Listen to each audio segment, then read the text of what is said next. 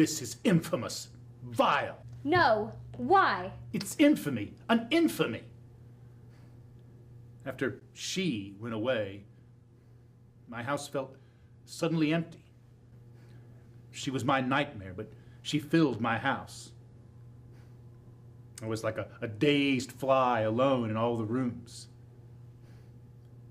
That boy there had been raised away from home, and when he came back, he no longer seemed to be mine.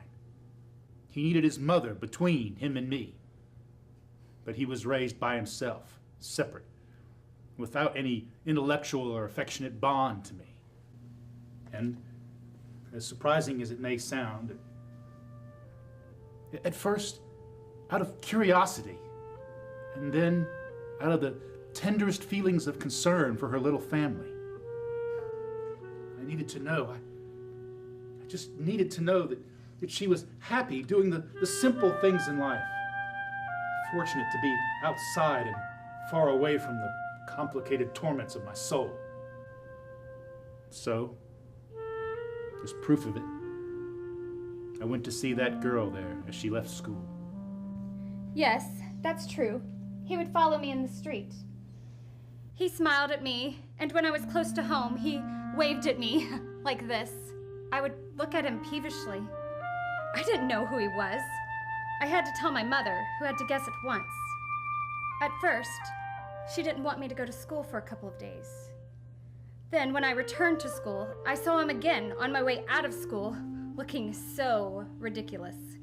He came close to me, caressed me, and pulled out a straw hat from the paper bag with a garland of May roses for me. Oh, this is a bunch of crap. That's right. Fairy tales. Fiction. This is no fiction. This is life. This is passion. That may be, but it can't be acted on the stage. Oh, I agree, sir. This is just the part leading up to it. I'm not suggesting that this be staged. As you can see, she is no longer the little girl in pigtails with braids down her back. And the panties showing under the skirt. The drama comes now. Something new, complex. My father, barely dead. They were in absolute misery. I did not know it.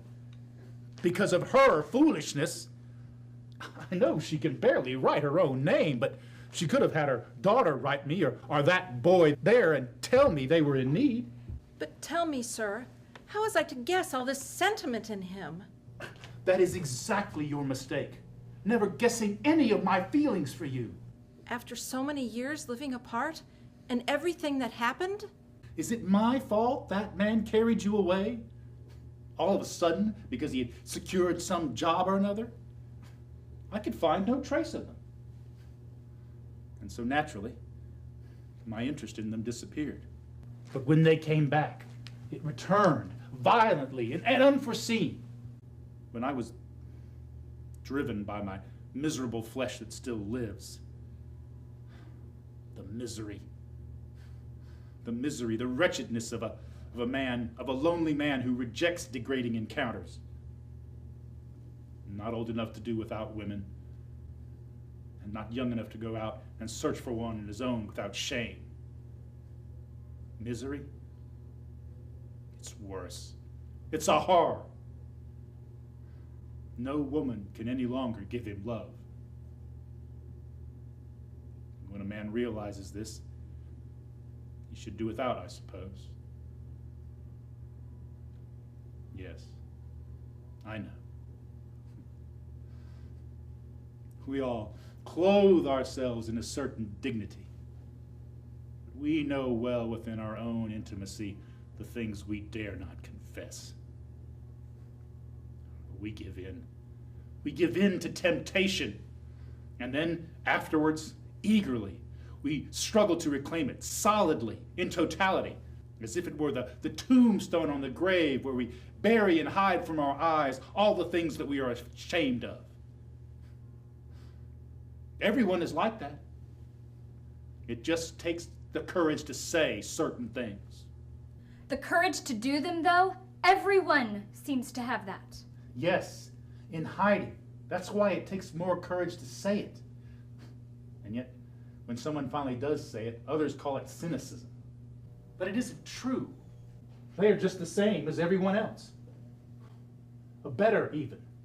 Because they are not afraid to reveal the red shame of bestiality under the light of intelligence, while others close their eyes to it. Women, look at the case in point.